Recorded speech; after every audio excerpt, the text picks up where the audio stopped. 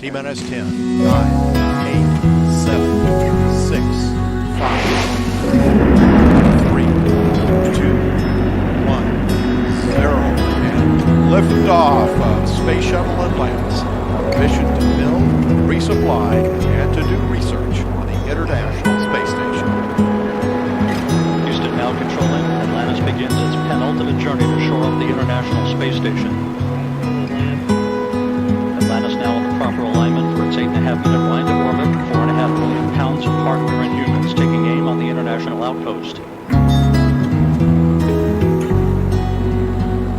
30 seconds into the flight, Atlantis almost 2 miles in altitude, almost 6 miles downrange from the Kennedy Space Center, already traveling 500 miles an hour.